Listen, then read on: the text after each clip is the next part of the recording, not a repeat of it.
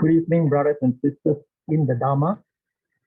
Suki Hoto and welcome. On behalf of Bob, welcome to our online Wesak Day Evenings program, comprising a Dhamma Talk by Nagan Maharan, a guided meditation by Venerable Ajahn Amaro, followed by Fullmoon Chanting of the Thai in the Thai forest tradition. My name is Steve, and I'll be your host this evening. Before we listen to the Dhamma Talk, let me give you a bit of background on our monastic speaker. Nagan Maharan was born in Chonburi, Thailand in 1967. He graduated as a medical student in Thailand. After graduation, he continued with his medical studies from 1994 to 1997 in the American Board of Pediatrics from Children's Hospital of Michigan, under a scholarship provided by the government of Thailand. During this period, he was awarded the Best Hospitality Winner. After he completed his PhD, he found himself in a meditation retreat in US under the guidance of Tan Ajahn Jaya, the abbot of Wat Pa Nanachat. Through this retreat, though he was still a lay person then, he realized that monastic life is what he has been looking for. Nagan Maharan returned to Thailand and went forth in Wat Pa Nanachat. With perseverance, he completed a Buddhist course which entitled him the honor of Maha, which signifies proficiency in grade 3 in Pali. At present, he is the Buddhist advisor, meditation instructor in hospitals, government departments, and schools in the vicinity of Wat Pa Bunlong. Brothers and sisters in the Dhamma, let us sit comfortably and mindfully with Yoniso Manasikara as we prepare to listen to Nagan's Dhamma sharing.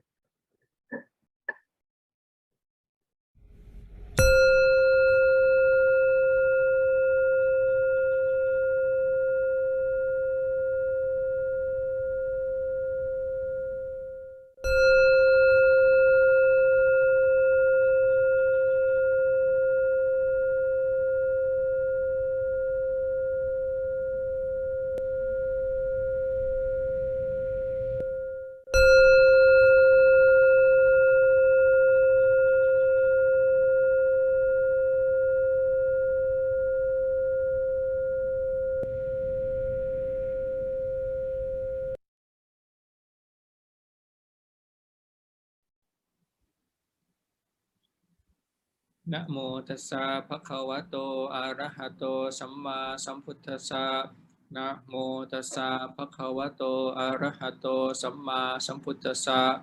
Namo tassa bhagavato arahato samma sambuddhassa. Buddhang dhammang sanghang namasami.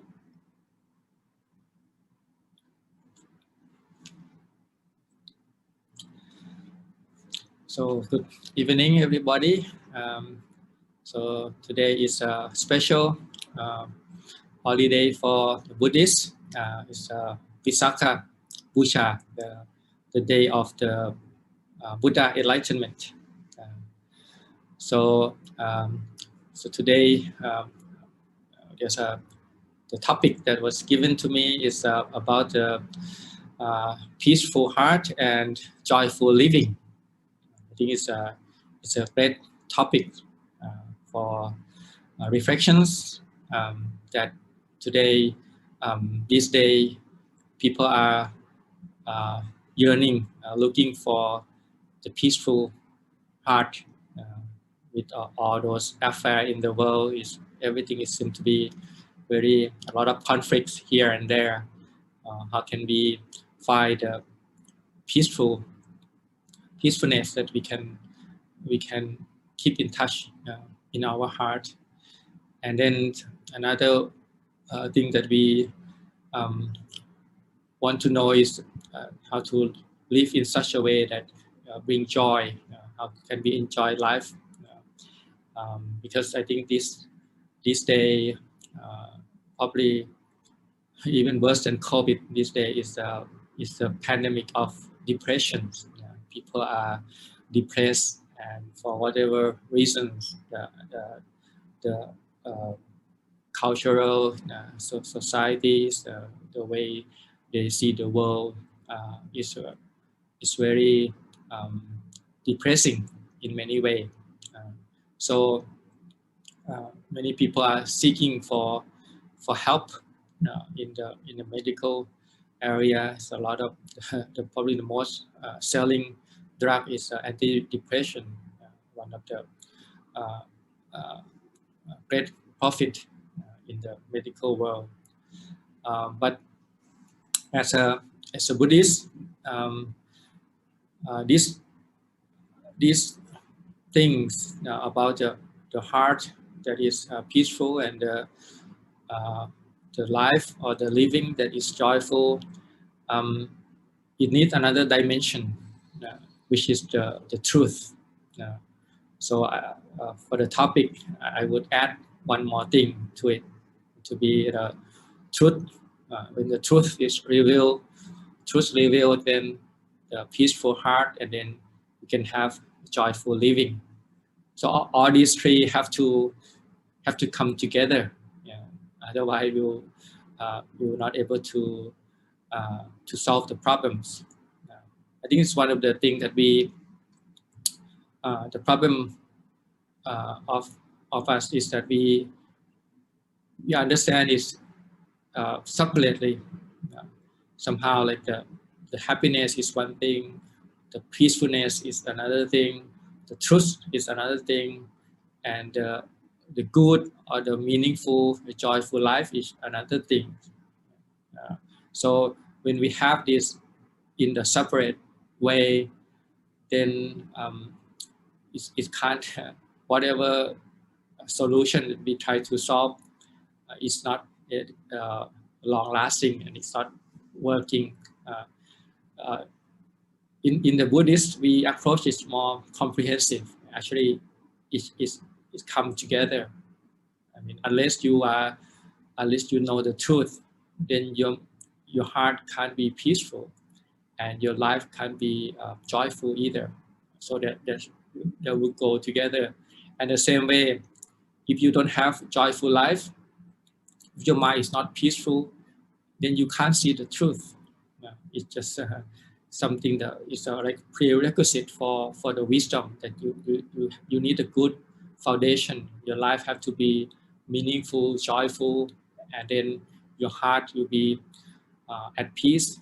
And with only the peace heart that is at peace, that can look at the world in the objective way, understand it correctly. And same time, when we can't see the truth, we can't have a joyful living unless we bring our heart into peace. So that's why the trainings, mindfulness, the concentrations, all those quality and efficiency of the heart, of the mind, is very important. That we need to put invest some energy and some support to cultivate this kind of strong and firm and peaceful heart, that so we can see the truth in the real way, and our life, then whatever life we have, will be able to live in such a way that is joyful and not harming other beings, because we are at peace with our own heart. When we are at peace with our own heart, then when we manifest that through the community, to the people we are related to, then we bring peace to the world. In the same way, to see the truth, that everything is rising and passing away. It's no long-lasting happiness or forever happiness. It's just coming because of causes and conditions. They are becoming something, and then you dissolve, going their own way due to causes and conditions. And seeing things like this, then our mind will be peaceful, and we can live in such a way that is not harm other living beings, and be more joyful. So in essence, this is called the Sikha, or the trainings. So the whole concept of Buddhism is the life is the worst. The meaning of life is to understand this training. Called the Sila Sikha, Samadhi Sikha, and Panya Sikha. Sila Sikha is something that we call the training precept, which is we call it, you can translate as a joyful living. How can we live in such a way that not harms other beings and harm ourselves? So this is very important to have this ability to lead the life in such a way that is when we look back on it, we not feel regret. Our life is dedicated to at least we're not harming other beings. It is just it's very one of the rules that we can live by, and it bring us joy when we reflect upon our life. So this is a part of the Noble Eightfold Path, including the Sila. It's called the right speech, right livelihood, and life action. These three things that we can call the joyful living. So it's a manifestation of the speech and bodily action in the way that is supporting and helping and nourishing other beings that around us. So we are not in conflict. We are not harm other living beings. So this is very important, and the main principle of this joyful living is compassion. Actually, the compassion is a quality in the heart that is willing to go out to help other living beings.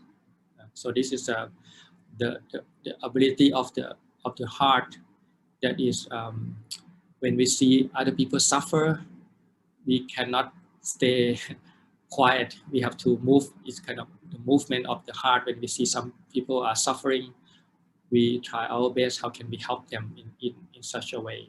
So this is why it's called a joyful living. It's a act of compassion.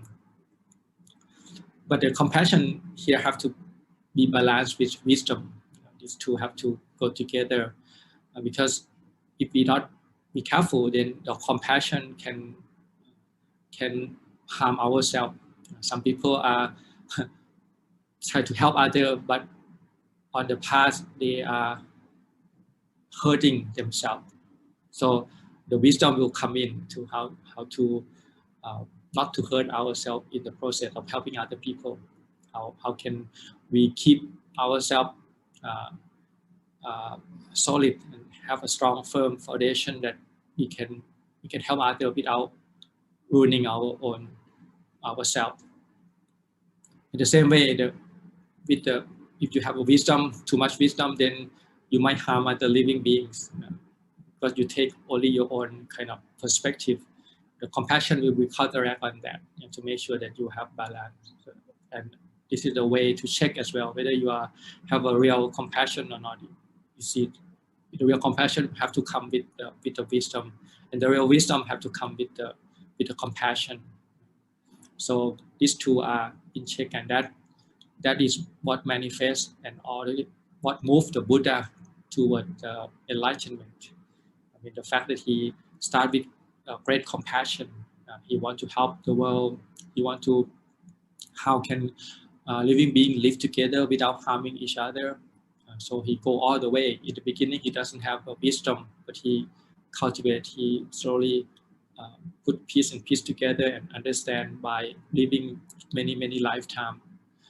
In the end, we can come up with the wisdom, and he know that the only way that all living beings can be released or be free from suffering is through wisdom, to understanding. That's why the Buddha become the Buddha, and he start to teach. He start to show the way. So the Noble Eightfold Path is what the Buddha realized and what that he attained on the Enlightenment Day. So we start with the joyful living, which is we call the Sila. How can we relate to the social and to the physical environment in the correct way, in the joyful way. These days, so many talking about the climate change. This is also part of the sila. How can we relate to the physical things in the way that not ruining the whole planet? How can we live in such a way that sustainable development in terms of the biological sphere and in the social sphere? How can we helping each other, not harming each other? And then let's go to the sila sikha, the training of the heart. In the Noble Eightfold Path, it includes the samma vayamo, the right effort, the samma sati, the right mindfulness, and the samma samadhi, the right concentration. So this is the way of training our heart. The right effort is include of 4 dimensions. The effort to prevent the unwholesome state that happen arise. Don't let it come in. Keep it away. And if any unwholesome quality that arise, we try to get rid of it, not letting it take over our heart. And any wholesome state of mind that we don't have, we try to cultivate it, bring it to beings. And any wholesome state, we try to nourish it, keep it to fulfillment. So this is the 4 aspects of the training. So it's involved that we have to sometimes something that's maybe present, we want to do it, but it's actually unwholesome. So we should be able to find a way not to do that. We have somehow to coach ourselves. This thing is not good, even though it brings your present feeling, but in the long run, it will bring you harm. So you are not doing that. Any thing that is wholesome, but it's difficult to do, or maybe in the beginning, it might be involving some unpleasant feeling. Maybe you have to train yourself. Maybe, for example, sitting meditation for a long time, maybe it's, your back hurt, your knee hurt, but this is kind of the unpleasant feeling that is, if you persist, then it will bring long-term happiness and joy when you're able to train your mind. So you should be able to train your mind to do with that. Of course, the present thing that is wholesome, most people can do it, no problem. And the unwholesome thing that is unpleasant, then nobody wants to do it. So the challenging is the middle two, the thing that is unwholesome, but you want to do it, is being your present feeling, and you try to. So you should try to stay away from it. So this is the concept of the sila and the training precept. 5 precepts for the lay people, or the 8 precepts for renunciate is very important. And then the things about the thing that is painful but is wholesome. Maybe so you want to do it. So this is why the call what or those the step-by-step trainings, the routine that you have to get yourself into to cultivate that. So that is the right effort that we have to cultivate in order to get a peaceful heart. And then with the right effort, the right mindfulness. The mindfulness here include the 4 areas of life, the area of the body, materials. To be mindful is to keep the mind grounding with this body, with physical body, seeing the body as a body. It's not my body, it's just a body that is in the world that is doing their own job. So we use the mindfulness to look at it in the fresh eye, the eye without defilement. The eye that is the body is like this. It's the beginning with the taking the full breath in and out. We looking at the continuity of this life is because we take a breath in and out. We contemplate on that, the full posture, sleeping, lying, standing, walking, and sitting. All these four posture, and the minor one, stretching, reaching for something, everything that you can be mindful of in all the minor details, and we can be mindful of this 32 part of the body. It's just component of these different organs coming together and work well, that the body can go on. And it's nothing that is worth clinging to, or it's nothing beauty about that. It's just the body functioning. The only essence that you can get from this body is to understand that is full of a lot of possibility of getting infected or getting hurt or not working in the right way, and then we turn sick, old, and then we die. So this is the thing that we should see, that it's not our body. We can't tell it to not get sick, not go old, not die. It have their own kind of nature. So we just slowly see things in the correct way, not let the distortion. We see things as it is. And we see this body as 4 elements: the earth element, fire element, the wind element, and the water element. So this come together and support this body, and we look to it until it's corpse, and then all those part of the skeleton scattering away. So this is the foundation of mindfulness based on the physical body. And then we move on to the feeling tone, the present, unpresent, or neutral. We look at that in terms of the what brings the present feeling, whether it's related to central pressure or it's related to going beyond central pressure, renouncing it from this kind of tie of this central bound. So this is the thing that we can learn. And then the mind, the focus on the mind, looking at in terms of whether understand it when the craving arises, when it's gone away, when anger arises, it's gone away, when the delusion arises, it's gone away, when the mind is peaceful, when the mind is distracted, when the mind is restless, when the mind is so sleepy, when the mind is liberated. So we look at the mind in terms of that quality of the mind. And then the last one is about the Dhamma. So we look at it in terms of the component of the mind.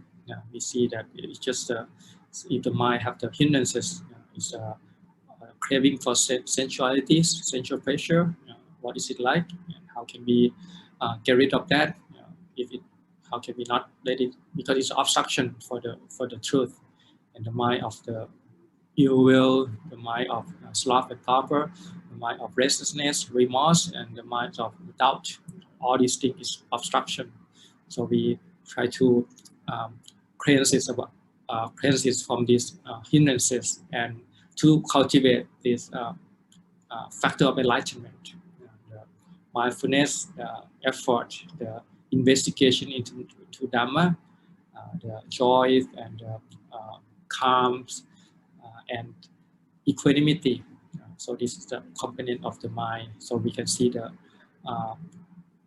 group of the mind we call 5 khandhas, the material, the feeling tones, the perception, the mental formations, and the consciousness, just arising and passing away.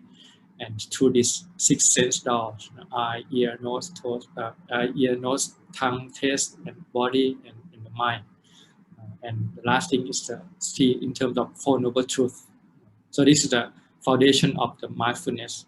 And then we go on to develop peaceful heart, a heart that is strong and has a lot of concentration. The heart that is basically on the object.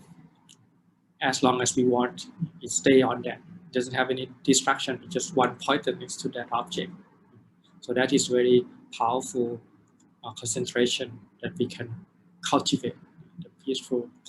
And when the peaceful come to a certain level, then the applied thought it's two costs drop away, and it's become, you don't need the thought in that mind, and then the joy, even the joy is also two costs, it drop away, it's become only happy mind, and to a certain extent, even the happy mind is two costs, it become equanimity, it becomes a serene mind. It's called the fourth jhana. So this thing that in the blanket of what we call the peaceful heart is three of these noble eightfold paths: the right effort, right mindfulness, and right concentration. And then you come up to the last one, which is called panya sikha, study of wisdom. It has two components: the right view, sammatiti, and the right intention or right thought, the samma sankappa. So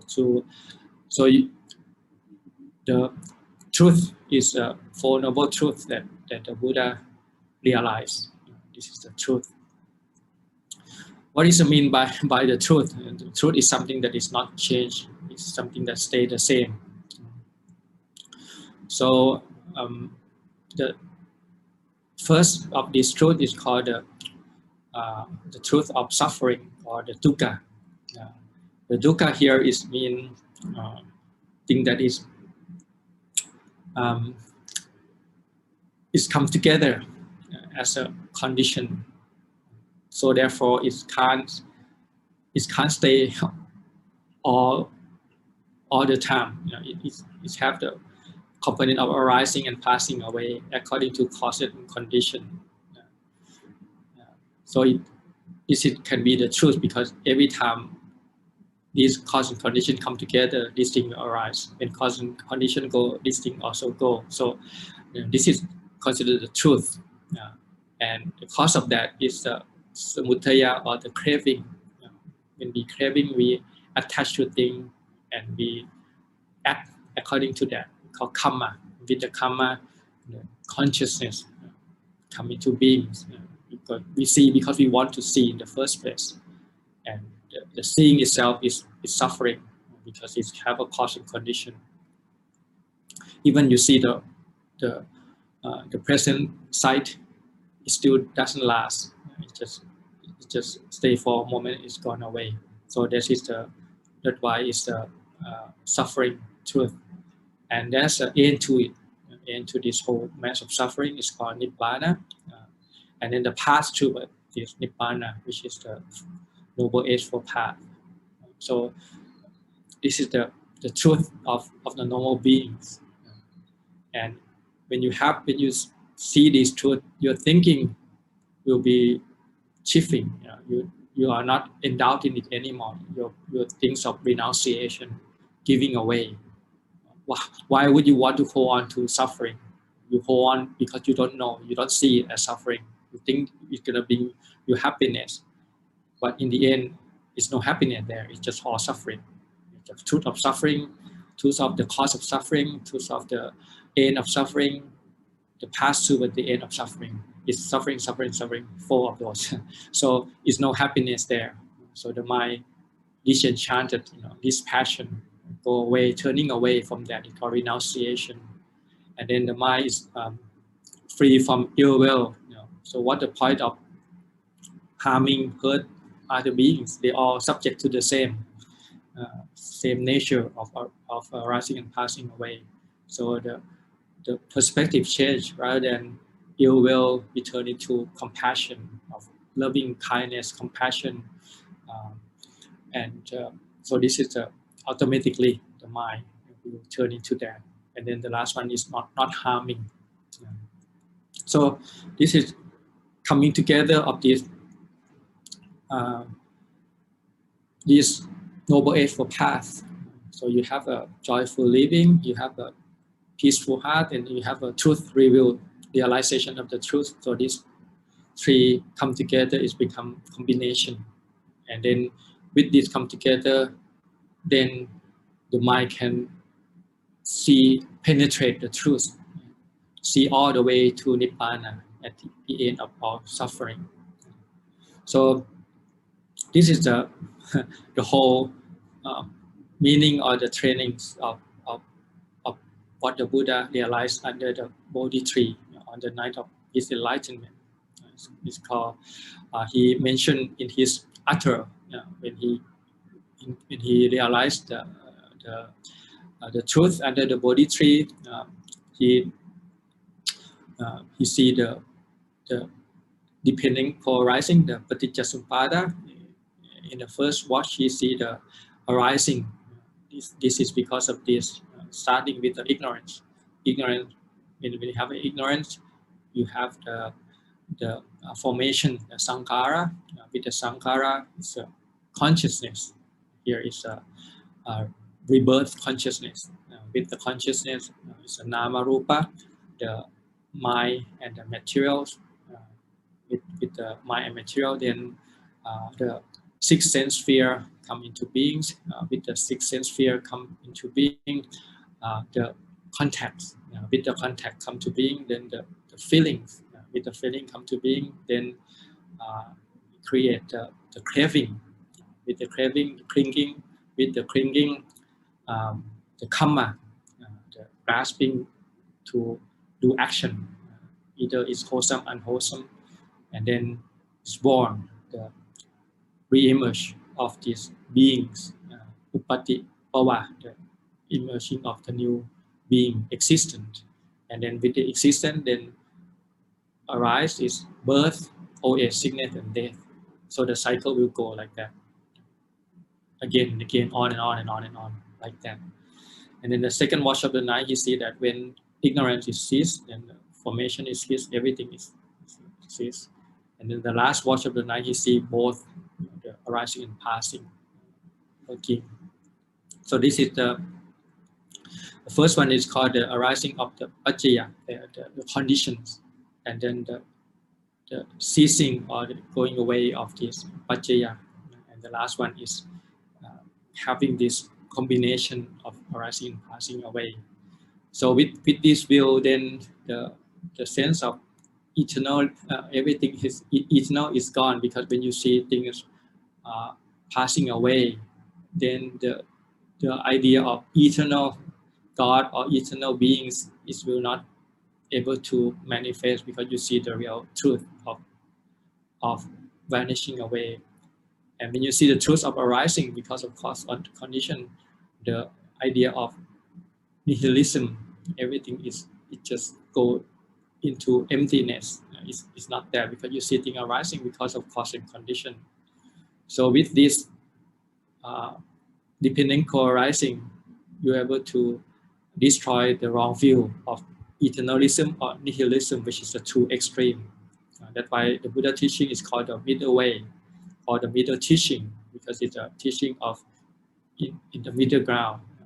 When you see things arising, you know that it's not nothing as is, that is basically nihilism, and we see things passing away, then it's not eternalism. It's just, this is the view, the wrong view that keep people trapped in this samsara for a long time. So the Buddha teaching the middle way. The middle way is the way with the wisdom. The right view is very important. Normally, people see the doubts, the bad things about the craving, so they try to counteract with anger. But when you see the bad thing about anger, they try to counteract it with greed. So this is not work. So you have to use the middle way, is to use the wisdom to see that the thing is not it's no long lasting happiness. Why craving on that? And there's no enemy. Everybody subject to all sickness and death. Why should we get angry at people? We just should be friends. We should be compassionate with loving kindness. We are facing this destiny together of all sickness and death. So why fighting? It's like a chicken fighting. They are going to the slaughterhouse, but they keep fighting. We should help each other to break this prison, to break from this slaughterhouse, to go free. So this is the meaning. That's why it's very important that we have this Buddha as as human beings who can realize this and teaching us. And this is the actually the only way that we can solve the problem, because it's the same problem. People don't know what they want. They're craving for long-lasting happiness, that it will be self-fulfilling, it's unchanging, but they can't find it. And you can't find it in the world, because the nature of the world is things arising and passing away. And so unless you understand that, you're not able to know, you're looking in the wrong place. So you have to, the meaning of life is to cultivate and to learn these three sikha, the sila, samadhi, and panya, which is the way of life that is joyful, not harming other beings, the peaceful heart, and the truth that we have to realize. This can be combined together, and with that moment we can penetrate and see the nibbana. So this is the night that the Buddha, he is the one who are leading us, the first human beings who by himself, out of many lifetime of accumulate this wisdom. And the night of the full moon of May, about 2,567 years ago, he was able to see that, penetrate the truth and see the whole Paticca, the whole Vata, the cycle of this cycle of Kilesa, cycle of Kamma, and cycle of Vipaka, the cause and condition of these three Vata that turning again and again in every beings. And with this Dhamma, with its noble eightfold path, with this sila, samadhi, panya, he can basically set the role of the Dhamma. So which is 2 months later when he started teaching and turning the wheel. But the day of Visakha is a very important day, because it starts everything. Everything starts from the enlightenment of the Buddha under the Bodhi tree.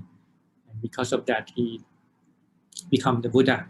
Before, he was just prince, the Siddhartha prince. Siddhartha means the one who will accomplish whatever the wish that he have.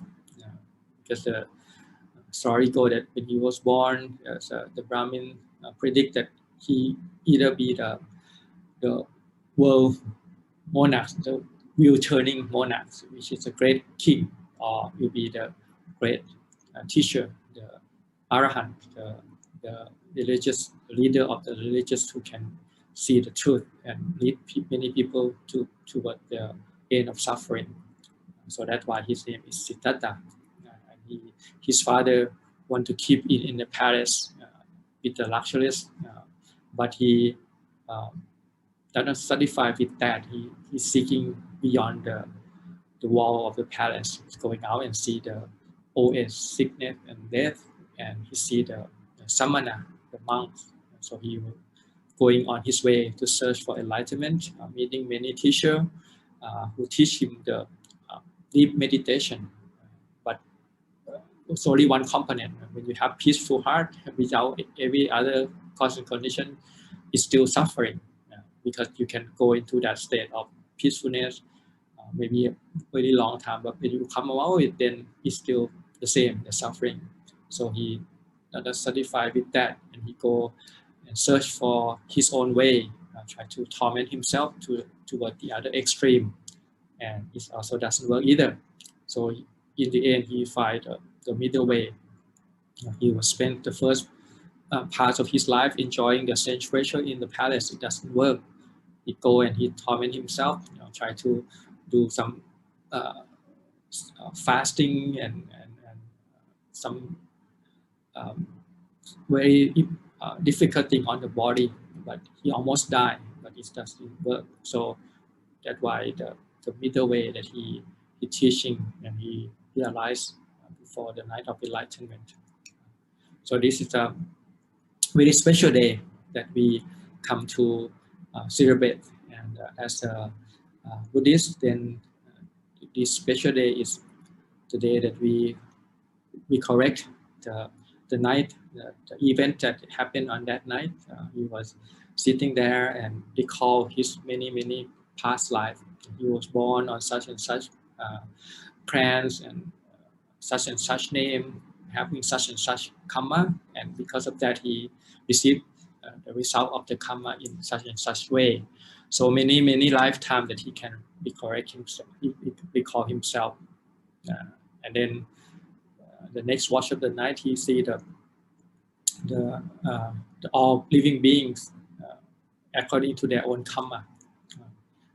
And then the last one, when he see this ending of asava, of this tent, of this defilement, and he become the Buddha, the one who knows. So this is the thing that we up to this day we still try to understand what is happening on this night. What is he understand? What is he pointed to? Why this is the thing that in his long quest for truth, long quest for peacefulness of the heart, of the way to have a joyful living, and the way to put the end of all suffering. It's all come together on the night of Wesak. So today, even though it's more than 2,500 or more years, the teaching is still available. The community of the monks who practicing, trying to take this training of Noble Eightfold Path very strictly, try to follow the teaching of the Buddha, and we can all be part of that community to support this community, and on the way we become Kalyanamitta, a good friend to each other, to practicing, to leading us to the end of suffering as well, because we have the ability, we have a potential. Everybody have the body nature, and the searching for the truth. Unless we find that, then we can't have a true joyful living. We can't have a true peaceful heart. We can't have the truth, the real truth. So this is the day of that Wesak. So we come together to practice, and with this kind of pandemic, then we can't have the big gathering, but in our own private quarter, we can dedicate the day of special practicing, maybe sit longer than usual. Whatever you do, today is a special day, we dedicate more, and we can dedicate, we practice, and then we can offering that to the Buddha, Dhamma, and the Sangha. So I hope that the Dhamma reflection for the Wesak to this year, you will find you safe in your whatever your living quarter, and many of you still have a lockdown and have to practice by yourself, but I hopefully that you can stay safe and use the teaching of the Buddha and try to see the truth by yourself, what the Buddha actually seeing under the Bodhi tree. Okay, so I leaving the Dhamma reflection for you today. Sadhu, sadhu, sadhu. Sadhu, sadhu, sadhu. Brothers and sisters in the Dhamma, let us show our gratitude and appreciation to Tanajan Mahathun for this very inspiring Dhamma talk by saying sadhu 3 times together. Sadhu, sadhu, sadhu. Next, we shall have a 15-minute guided meditation by Venerable Ajahn Amaru. In the teaching of the Four Noble Truths, the way that the Buddha describes that the third noble truth needs to be worked with is satchikata bhanti. It is to be realized. When there is no dukkha, that's to be noticed. The conditioning of our senses is to go to what is moving, what is changing, what's attractive, what's threatening, what's irritating. If it's loud and bright and mobile, if it's a danger, if it's a possibility, it's a promise, catches our attention. We notice people, we notice sounds, we notice shapes and colors, smells and sensations. The spaces between people are not interesting. When a loud sound comes to an end, we might feel a few moments of relief. When the lorry that's been reversing, and you can hear the engine purring and the reversing warning bleeper going off, you can be feeling irritation or the impact of that noise, and then it stops. The lorry stops, the engine switches off. We feel, as a conscious feeling of pleasantness and relief for 3, maybe 4 seconds, then that silence becomes unmeaningful, uninteresting. The attention starts to look for something else to engage with. When the purring of the refrigerator switches off, we notice the contrast for 3 or 4 seconds. After a plane has flown over, that silence is interesting, meaningful, only in contrast to that sound. On its own, it doesn't catch our attention. So to develop this insight, this quality of vijja, depends upon sustaining awareness of space, silence, stillness, selflessness. The conditioning of the senses is not for that. This is powerful, deeply rooted, ancient conditioning of our sensory system, this living organic system of our body, our mind. We're working with a very powerfully, strongly conditioned system. The habits are very strong. Space isn't interesting. Silence. The gaps between words, the spaces between people. Not interesting, not attractive, not dangerous, not irritating, not worrying. So, the attention slides away from those. So to develop the insight into the third noble truth, to develop a sustained quality of vijja, we need to get interested in space, silence, stillness, selflessness. So we're going against the conditioning of the sensory system, those deeply conditioned habits. Satchikata bhanti means to be realized, to be noticed, appreciated. So when there's no dukkha, there's no stressing and tensing in the heart, notice that. Listen to the silence. Notice the space in the room, the space between the trees, the space between the clouds, between people, the silence between words. When an ache in your knee comes to an end, and there's a feeling of relief, sustain the attention on that no feeling in my knee after the pain has gone away.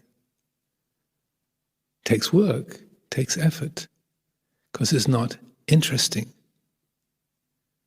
doesn't catch the attention.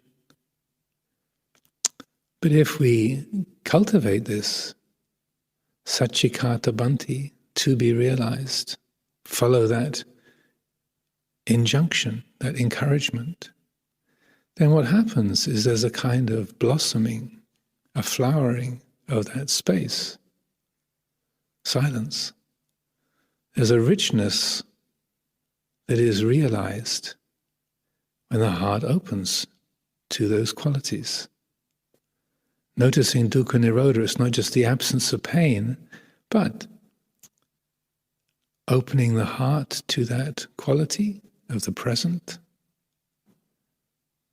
There's a flowering, a blossoming, an enrichening, kind of bright golden luster fills the air, fills the heart. The Dhamma is realized, known directly. The things don't catch the attention, but when the mind opens, the heart opens and appreciates this moment, opens to those qualities of stillness, silence, nirodha, spaciousness.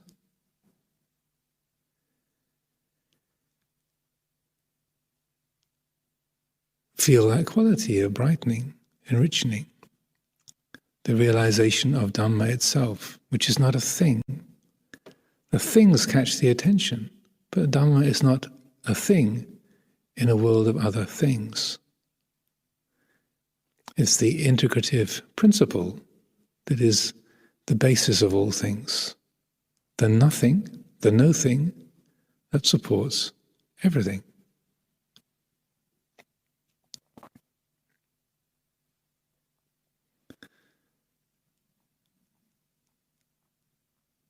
Well, this takes effort. When the noise stops, to keep the attention on that silence. When the pain goes away in your knee or your back, keep the attention on that neutral feeling. Open the heart to it. Noticing the space in the room, the silence between thoughts and words. Open the heart to that. Feel the presence of that. Get to know this quality of dukkha nirodha, that realization of spaciousness, suchness that's always here. If we train the attention not just to be looking for the next interesting thing, the next worrying thing, the next responsibility or activity,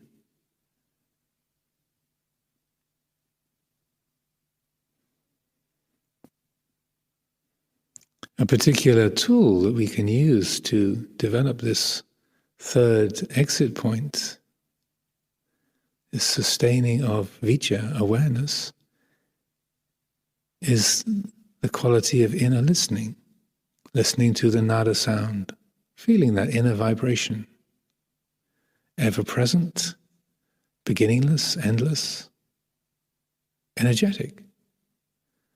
Not really a thing, but ever present, sanditiko, apparent here and now.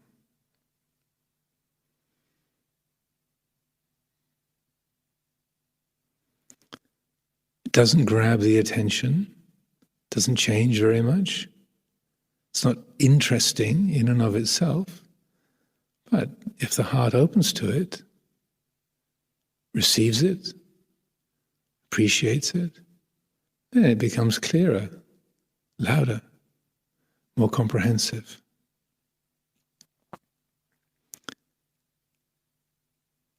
Like the energetic spaciousness of Nibbana itself. It's a sensory experience, it's a sound or a vibration, but it evokes that same quality.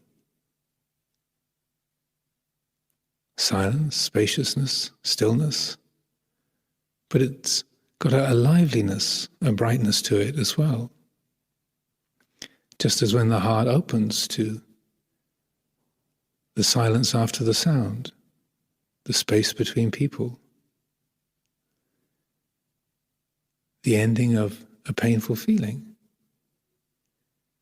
When the heart opens to that, there's an energetic brightness, energetic peacefulness. So we cultivate this inner listening, opening the heart to the nada, listening, receiving, feeling that. It supports the quality of awakened awareness, vijaya itself. So there's a non-arising of dukkha. It helps the attention not to be distracted by the interesting, the attractive, the irritating, the worrying, the duty.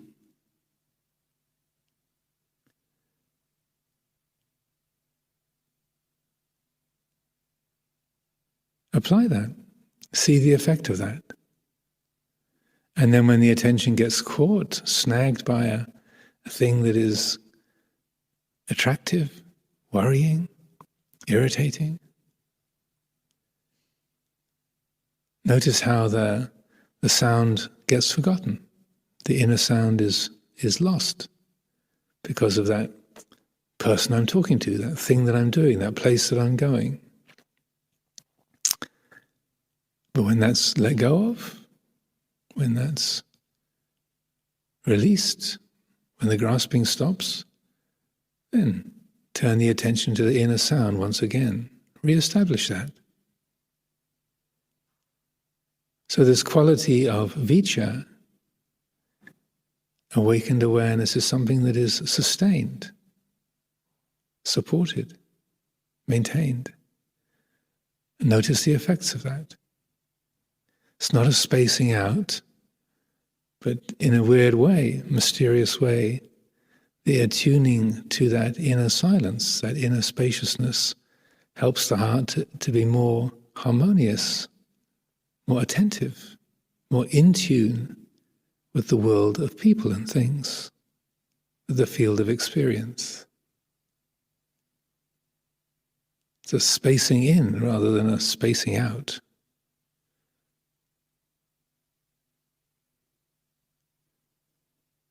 That spaciousness unclutters the heart, unconfuses the heart.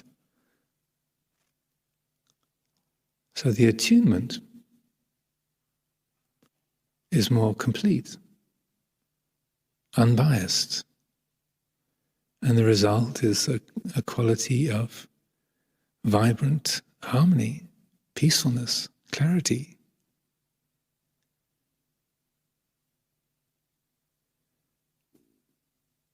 There's no birth and death to be brought to an end, because the heart's not being born into anything.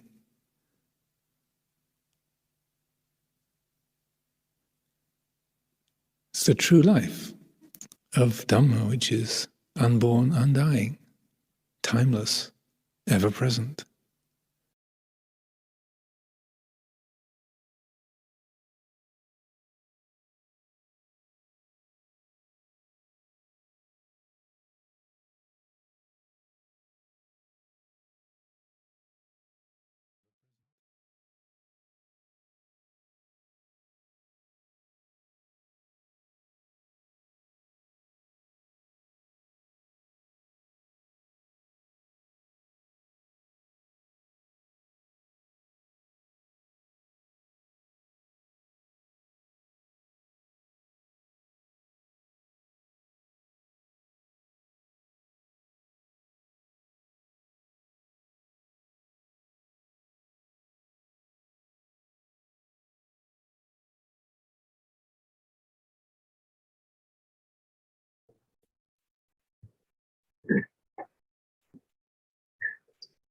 Brothers and sisters in the Dhamma, the second part of this evening's program will be the chanting of suttas for this full moon day in the Thai forest tradition. Once again, please sit comfortably and mindfully as we begin with the chanting.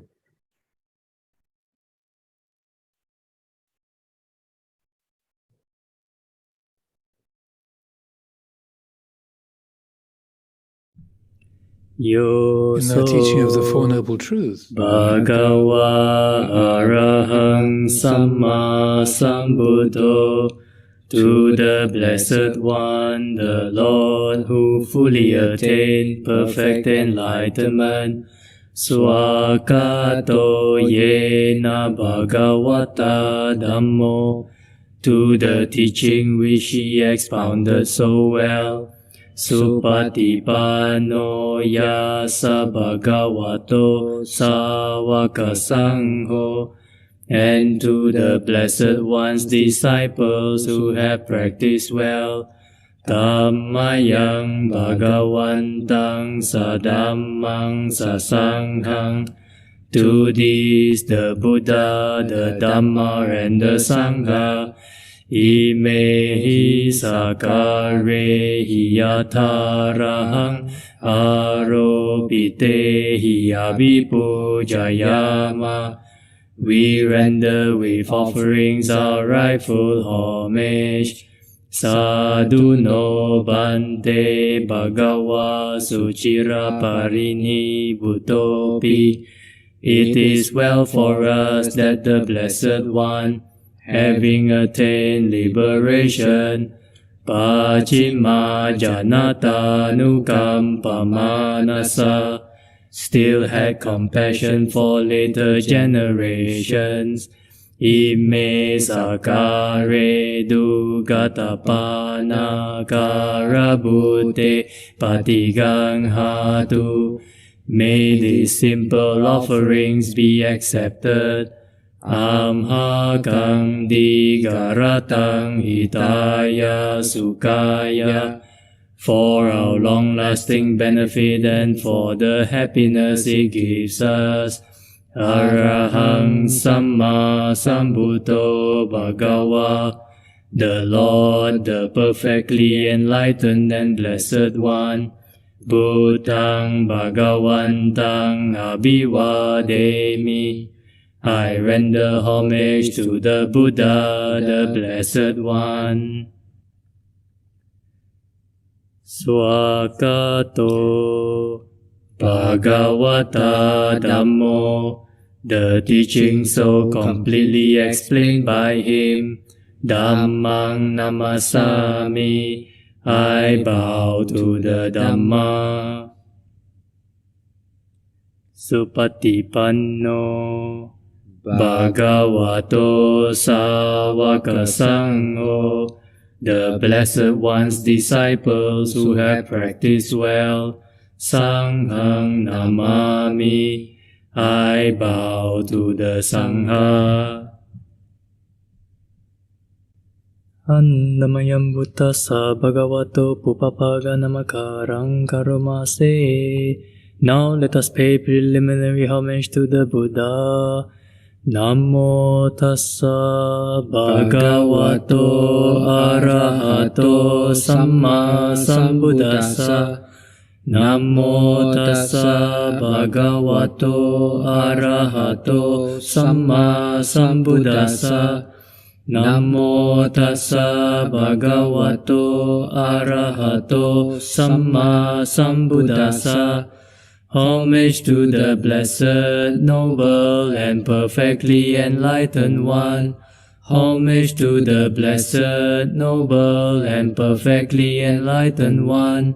Homage to the Blessed, Noble, and perfectly enlightened One. Handamayam Bhuttanu Satinayang Karomase.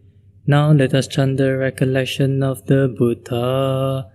Tamko panna bhagavantang evang kalayano kitisado abhugato.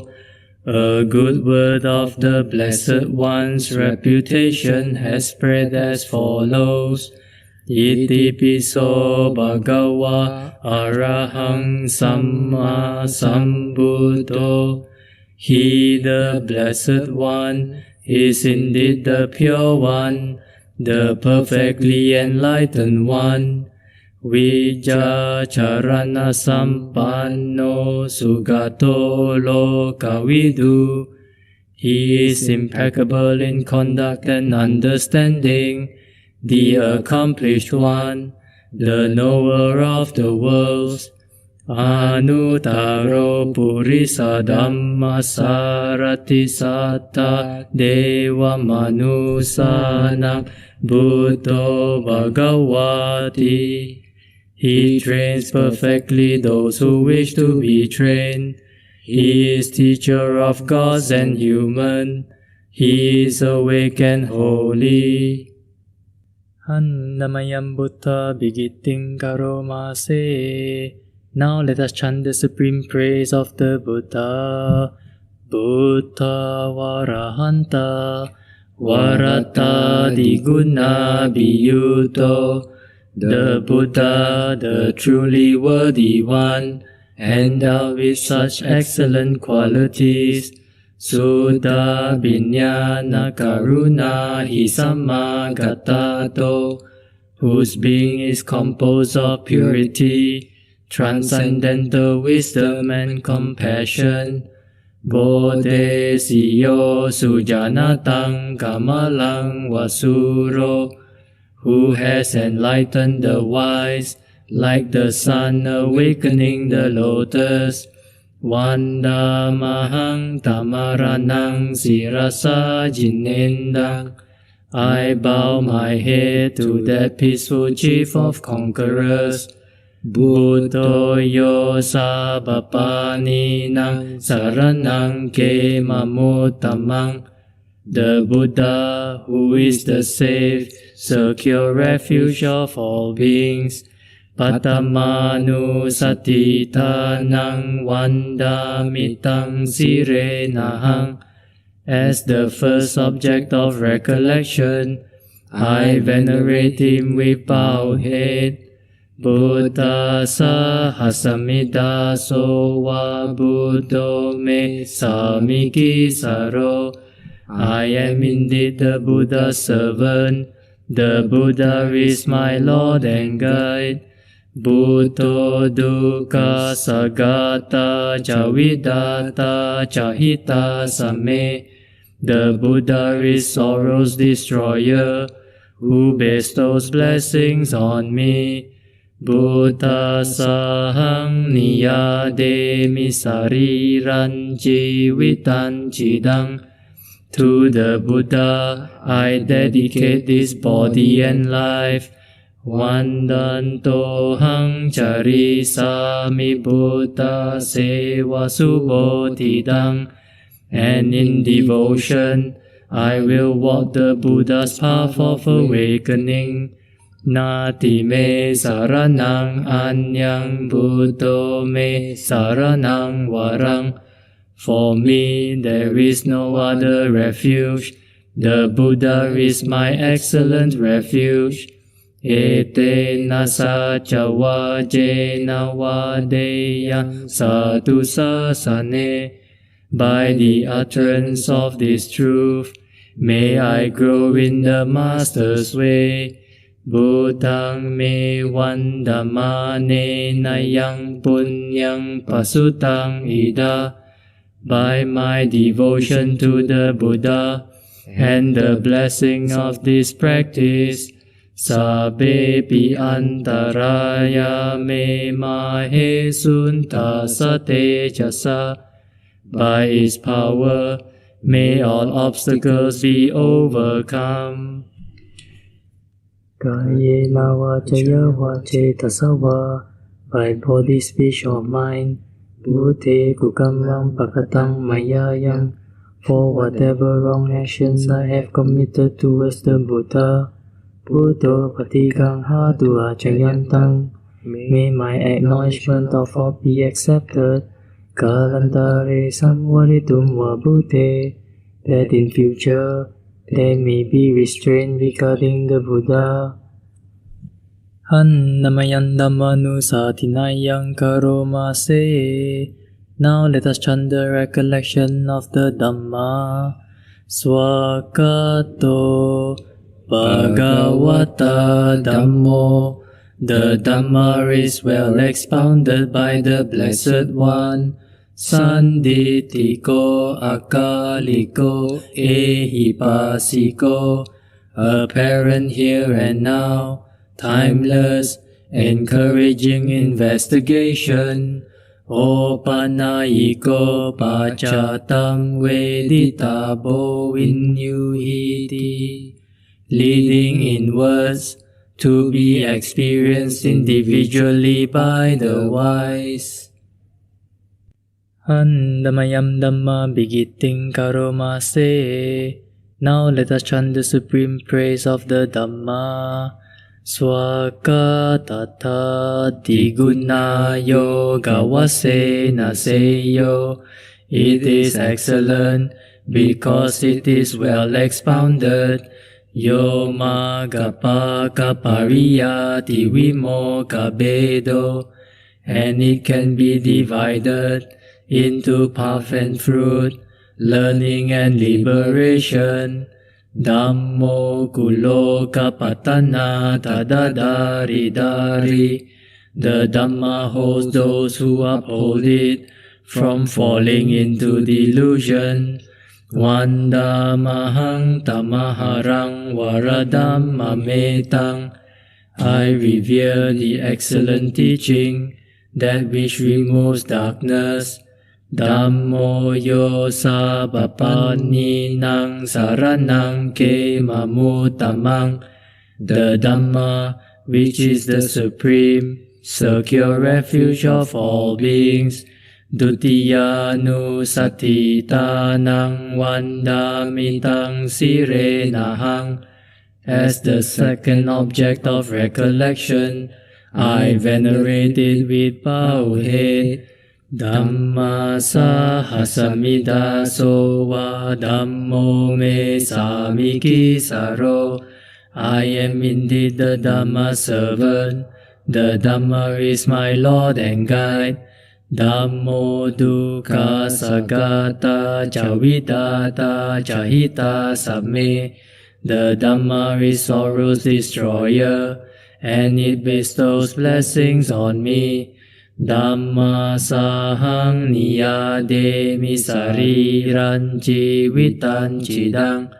To the Dhamma I dedicate this body and life. Vandanto hang charisami Dhamma seva sudamatang. And in devotion I will walk this excellent way of truth.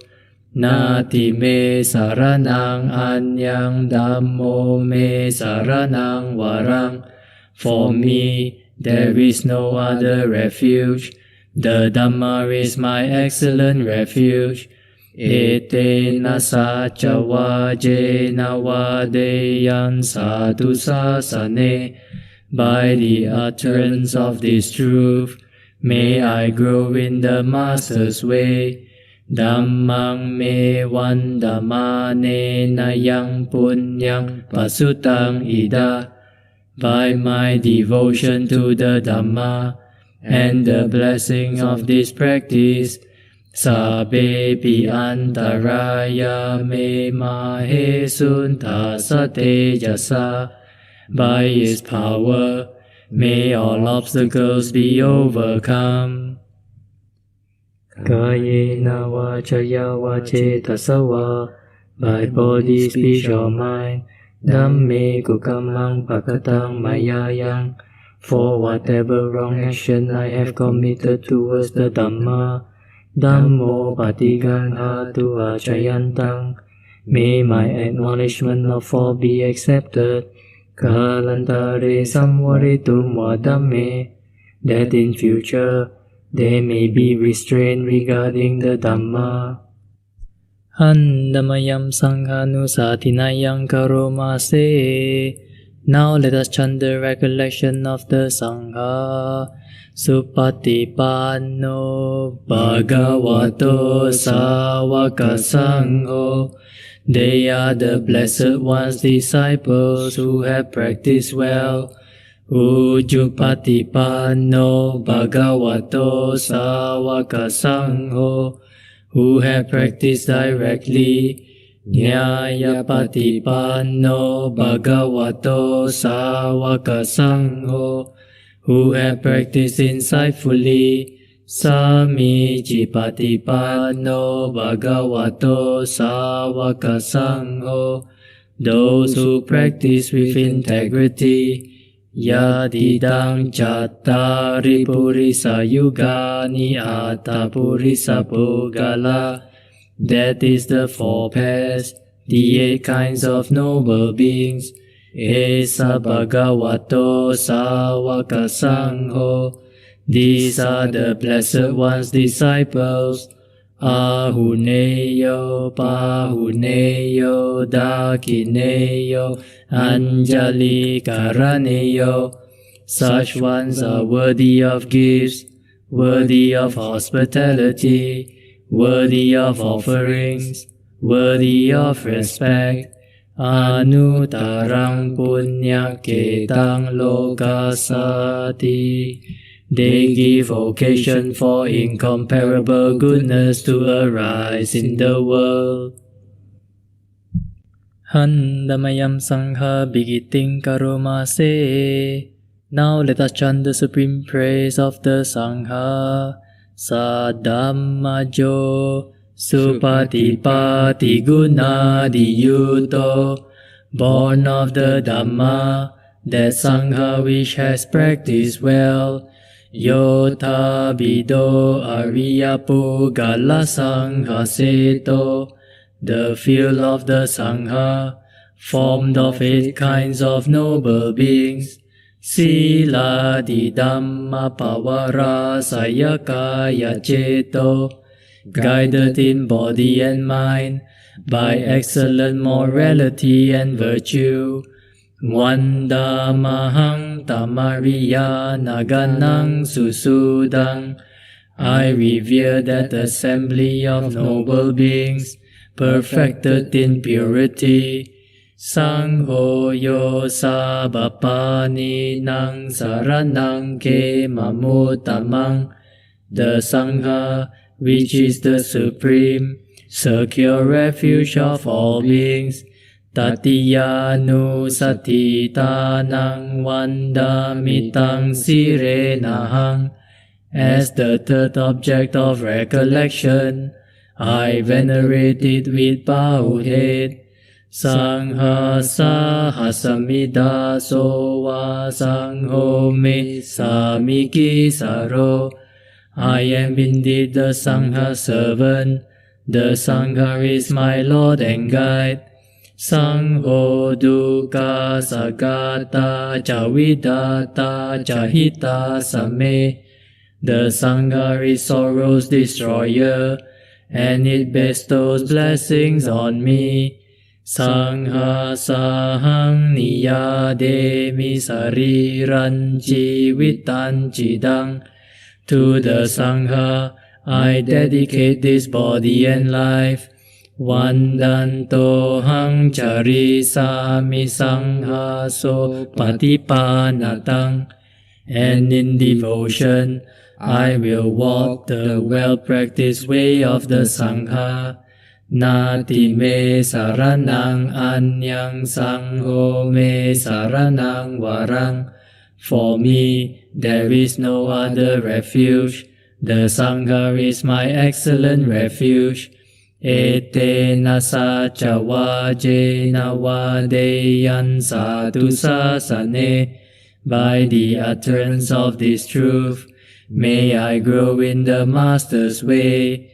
Sanghang me vandamane nayang punyang pasutang ida, by my devotion to the Sangha and the blessing of this practice. Sabe pi antaraya me mahe sunta sate jasa, by his power may all obstacles be overcome. Kayena vachaya vacetasava, by body, speech or mind, sanghe kukamam bhagatam mayayang, for whatever wrong action I have committed towards the Sangha, Sangho patikanha tu acayantang, May my acknowledgement of form be accepted. Kalantare samvaritum vasanghe, that in future there may be restraint regarding the Sangha. Andamayam udisanadithana gathayo banamase, imina punya kamena upajaya gunutara, acariyu pakaraja, mata pita chanyataka, Suryo Chandimaraja, Gunawanta Narapicha, Brahma Maraja Indacha, Lokapala cha Devata, Yamomita Manusacha, Majata Verika Picha, Sabe Sata Sukhi Hontu, Punyani Pakatani Me, Sukancha Tividang Dentu, Kipang Papetawo Matang, Imina Punya Kamena,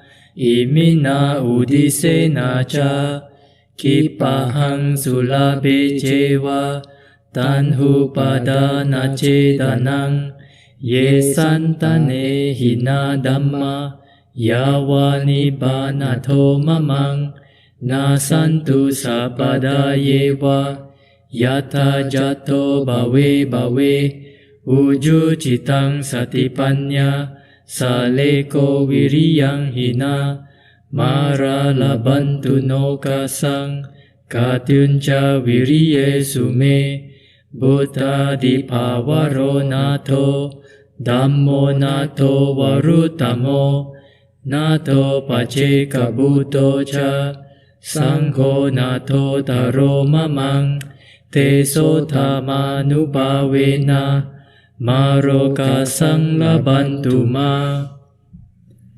Now let us chant the verses of sharing and aspiration. Through the goodness that arises from my practice, may my spiritual teachers and guides of great virtue, my mother, my father, and my relatives, the sun and the moon, and all virtuous leaders of the world, may the highest gods and evil forces, celestial beings, guardian spirits of the earth, and the Lord of Death, may those who are friendly, indifferent, or hostile, may all beings receive the blessings of my life. May they soon attain the threefold bliss and realize the deathless. Through the goodness that arises from my practice, and through this act of sharing, may all desires and attachments quickly cease, and all harmful states of mind, until I realize Nibbana. In every kind of birth, may I have an upright mind, with mindfulness and wisdom, austerity and vigor. May the forces of delusion not take hold, nor weaken my resolve. The Buddha is my excellent refuge. Unsurpassed is the protection of the Dhamma. The solitary Buddha is my noble guide. The Sangha is my supreme support. Through the supreme power of all this, may darkness and delusion be dispelled. Andamayam metta paranang karomase, ahang sukito homi, niduko homi, avero homi, abaya pajo homi, anigo homi, sukhiyatanang pariharami, sabe sata sukita hontu, sabe sata awera hontu, sabe sata abaya paja hontu, sabe sata aniga hontu, Sabbe satta sukhi atanang pariharantu. Sabbe satta sabba dukkha pamuccantu. Sabbe satta lada sampatito ma vigaccantu. Sabbe satta kamma saka kamma dayada kamma yoni kamma bandhu kamma patisarana. Yang kammang karisanti kalayanang wa papakam wa tasadayada bhavisanti. Now let us chant the reflections on universal well-being. May I abide in well-being, in freedom from affliction, in freedom from hostility, in freedom from ill will, in freedom from anxiety, and may I maintain well-being in myself. May everyone abide in well-being, in freedom from hostility, in freedom from ill will, in freedom from anxiety, and may they maintain well-being in themselves. May all beings be released from all suffering, and may they not be parted from the good fortune they have attained. When they act upon intention, all beings are the owners of their action and inherit its results. Their future is born from such action, companion to such action, and its results will be their home. All actions with intention, be they skillful or harmful, of such acts they will be the heirs.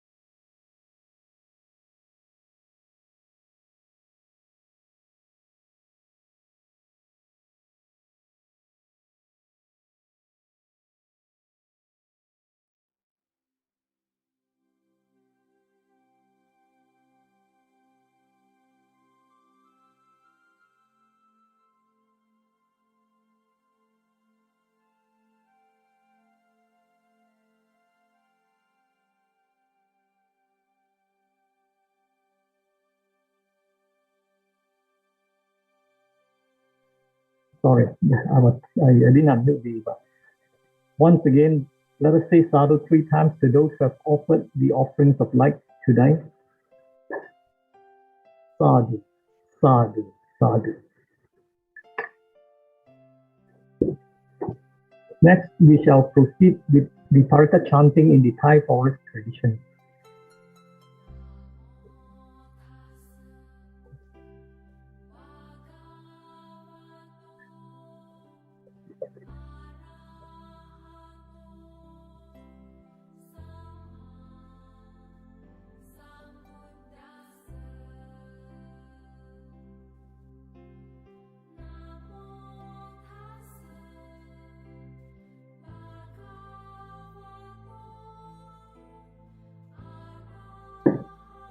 Sadhu, sadhu, sadhu.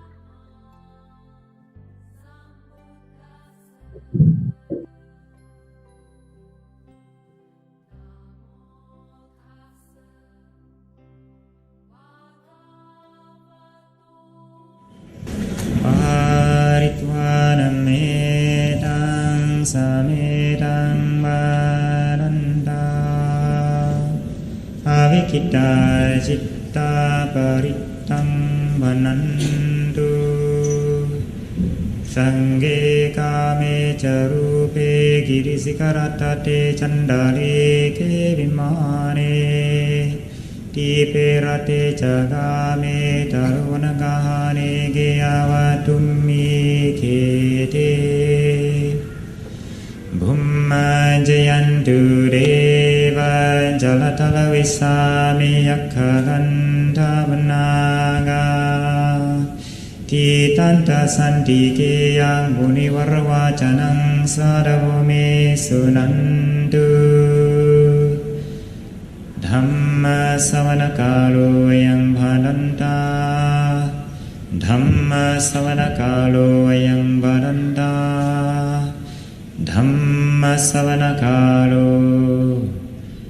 ยังภานันตานะโมตัสสะภะคะวะโตอะระหะโตสัมมาสัมพุทธัสสะนะโมตัสสะภะคะวะโตอะระหะโตสัมมาสัมพุทธัสสะนะโมตัสสะภะคะวะโตอะระหะโตสัมมาสัมพุทธัสสะดังสานังกัจฉามิธัมมังสารนังกัจฉามิสังฆังสารนังกัจฉา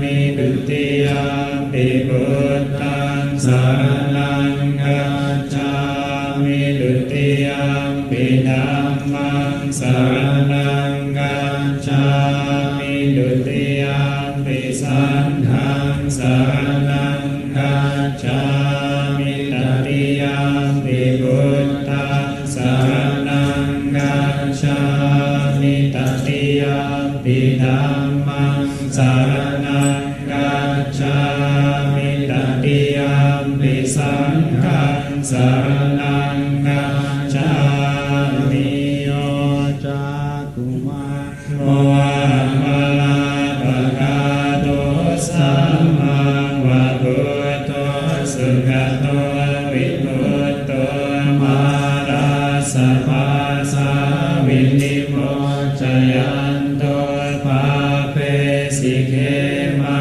งจานตังวินัยยังบุญนังวรันตังศิรสารมามิโลกัสสนาทันจวินัยกังจตันเตจะสาเตจยสิทธิโหตุสัพพันตรายาจวินาสเมนตุธัมโมดัจโจโยวิยตาสัสสะตุดัสเสสิโลกัสสวิสุทธิมังกังมิยานิโกธัมมนาสนาริสัตตวะโหสันติการโรสุจินโนธัมมังวรันตังศิรสานามามิโมหะปดาลังอุปสันตตาหังดันเด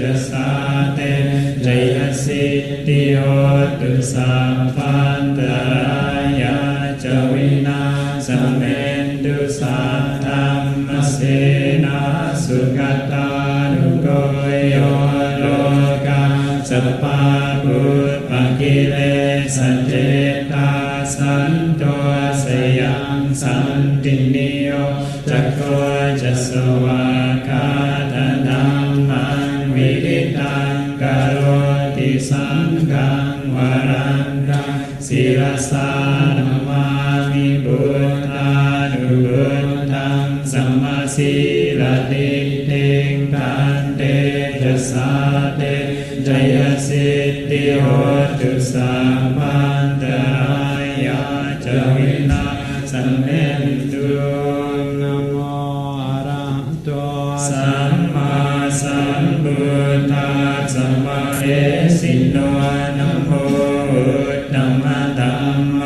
สสวากาตัสเสวะเตนินทนะโมมหาสังฆาสาปิวิสุทธัสสีลดิติโนนะโมโอมาติยาราตาสัตนาติยาสสาดุกังนะโมโอมกาติตาสตาสวาตุตยาสปินนโมการะปปาเวนวิกัจจันตุปาโลวานโมการะนุภาเวนัสวัตติโหตุสัมปันตานโมการะสเตเจนะวิลิงกิโหมิเตจวาเสวนาจมาลานังปันติตานังจะเส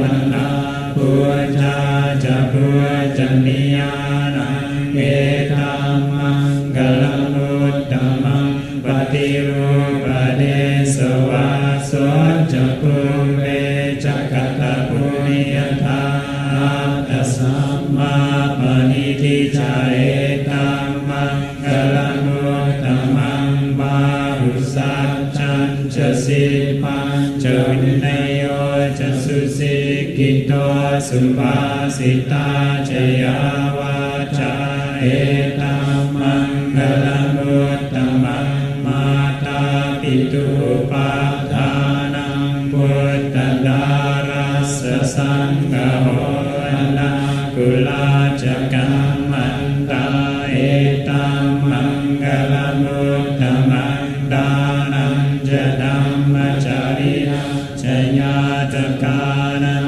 จะสังฆโหอนวัญจานิกามานิเอตัมมังกลมุตตมังอารติวิรติปาปามาจะปานาจะสัญญโมอาปมาโดจะดัมเมสุเอตัมมังกลมุตตมังการโหจะนิวาโดจะสันตุติจักตังยุตากาเลนะธัมมาสวนาเอตัมมังกลมุตตมังคันติจะโสวัชชาสตาสัมมนานังจะตัสสนังกาเลนะธัมมาสังฆาจาเอตัมมังกลมุตตมังตัปโปจะบรมจาริยาจะอริยสัจจานันตัสสนังนิบานัสสัจจิกิริยาจะเอตัมมังกลมุตตมังพุทธาสโลกนาเมหิจิตตังยัสสนะคัมปติลโสกังเวจังเทมังเอตัมมังกลมุตตมังเอตาดิสานิคัตตวานุสัมมาธัมมปราจิตตาสัมปัฏฐโสติกาตันเตสัมมังกลมุตตมังติอาเสวนาจะบาลานังปันติตานังจะเสวนาปุจจาจะปุจจนิยานังเอตัมมังกลมุตตมังบันติรูปเดสวาโส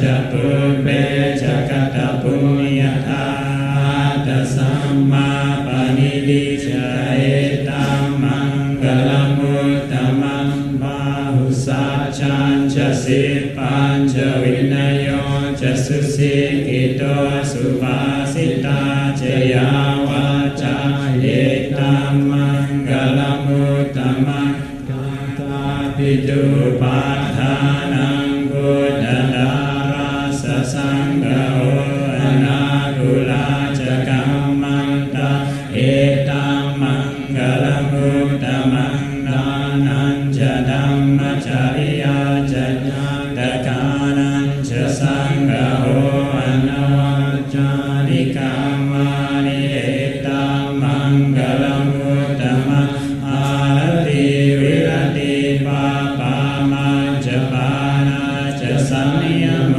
อัปปมาโนจะดัมเมสุเวตัมมังคลังอุตตมังคารโหจะนิวาโดจะสันตุติจะกตัญญิตากาเลนะธัมมาสวนังเอตัมมังคลังอุตตมังคันติจะโสชาสตาสัมมนานันจะดัสสนังกาเลนะธัมมาสากาจาเอตัมมังคลังอุตตมังตะโพจะพรหมจาริยาจะอาริยสัจจานันดัสสนังนิพพานสัจจิกิริยาจะเอตัมมังคลังอุตตมังพุทธาสโลกธัมเมหิจิตังยัสสนะธัมปติยโสกะวิรจังเขมังเอ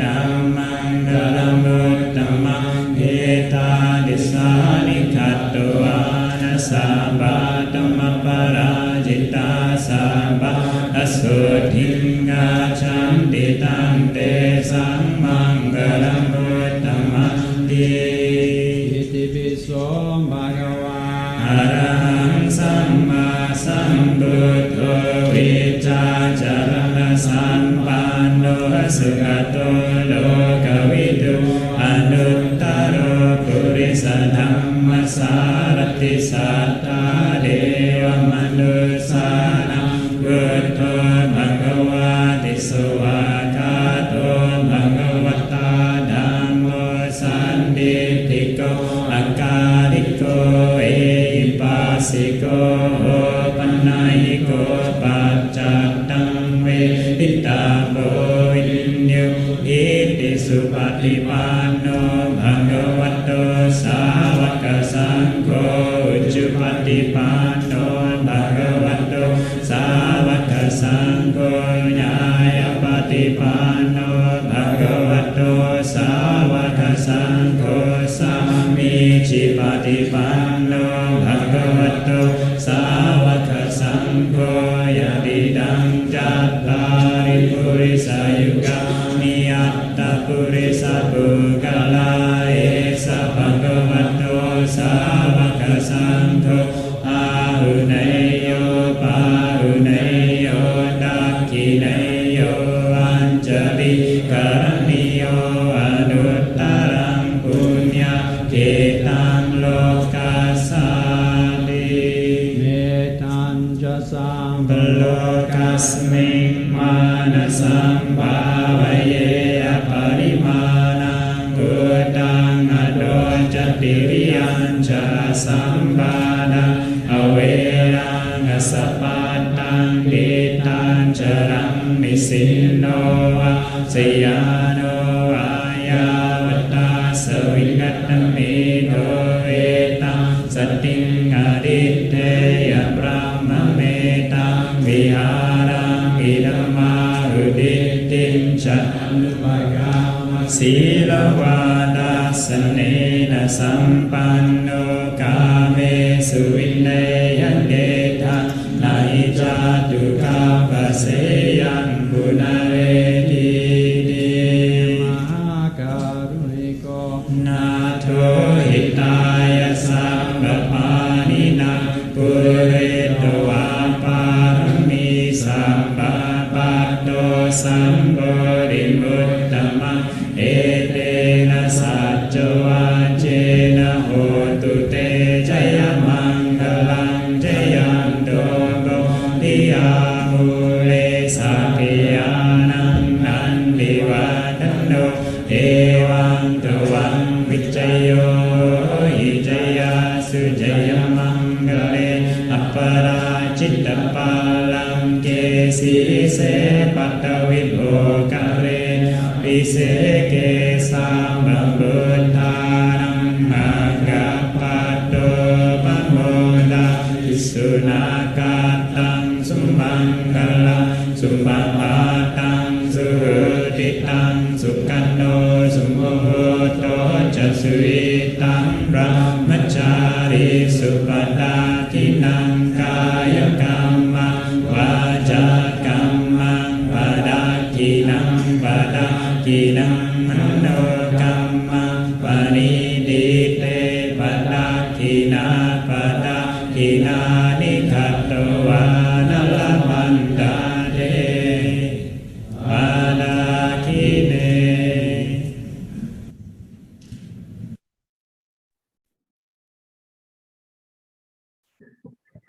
Brothers and sisters in the Dhamma, actually in the preceding section, I actually forgot to unmute the mic. So most of you couldn't figure out what I was reading. Yeah? My apologies for this, my sincere apologies. And now for the, before we end our session, let us chant the dedication and sharing of merits together.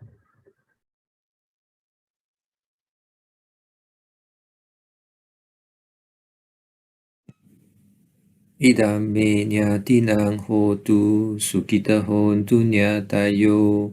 Idang no nyatinang hotu sukita hontu nyatayo. Idang wo nyatinang hotu sukita hontu nyatayo. Eta wata cha amhehi sampadang punya sampadang. Sabe sata anumodantu sabba sampati siddhya. Idam me punyang asawakaya wahang hotu. Idam me punyang nibbanasa pacayo hotu. Sadhu, sadhu, sadhu.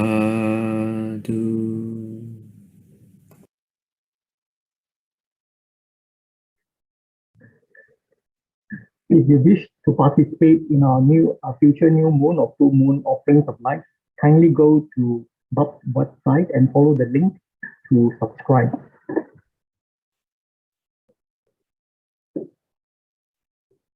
We have come to the end of this evening's session.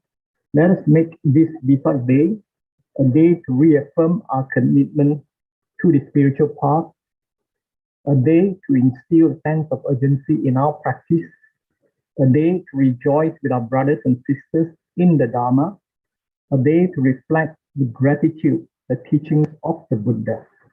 May the Triple Gem guide and protect you and your family always. Stay strong, stay safe, and stay connected with the Triple Gem. Happy Wesak. Good night, everyone.